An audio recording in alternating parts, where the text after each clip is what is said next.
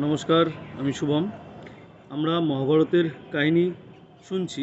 তো মহাভারতের যে কথাগুলো বলছি তার একটাই উদ্দেশ্য যে ভগবান শ্রীকৃষ্ণের যে জীবন, সেই জীবনের সময়তেই কিন্তু এই মহাভারতের গ্রন্থটা লেখা হয়।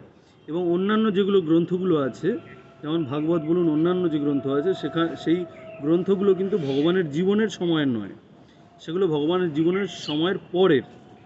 তো কুরু বংশের সাথেও ভগবান শ্রীকৃষ্ণের একটা যোগাযোগ আছে। সেই যোগাযোগটা কি?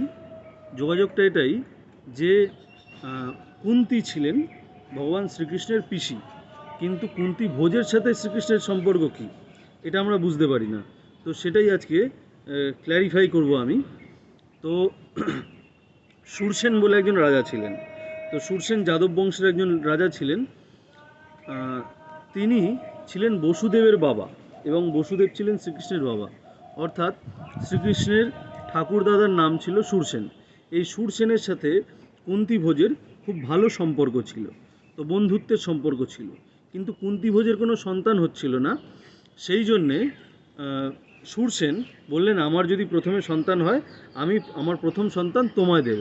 তো কুন্তী ভোজকে নিজের প্রথম সন্তান অর্থাৎ পৃথাকে তিনি দান করেছিলেন। তো এরপরে কুন্তী ভোজ যখন তাকে লালন পালন করে বড় করলেন, এরপর তার নাম হলো কুন্তী, যেহেতু কুন্তী ভোজ তাকে লালন পালন করে বড় করেছেন। কাজেই এরপরে সুরসেনের আরেকজন ছেলে হলো, যার নাম বসুদেব। এই বসুদেবের ছেলে বাসুদেব, শ্রীকৃষ্ণ, বলরাম। তো এই বসুদেবের বোন হচ্ছেন পৃথা বা কুন্তী, আমরা যাকে জানি। তো এইভাবে শ্রীকৃষ্ণের পিসি হলেন কুন্তী, এবং কুন্তীর যে ছেলে অর্জুন, সে শ্রীকৃষ্ণের ভাই হলো, পিস্তত ভাই যাকে বলা যায়।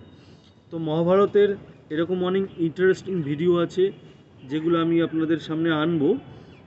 অনেক কন্টেন্ট আছে।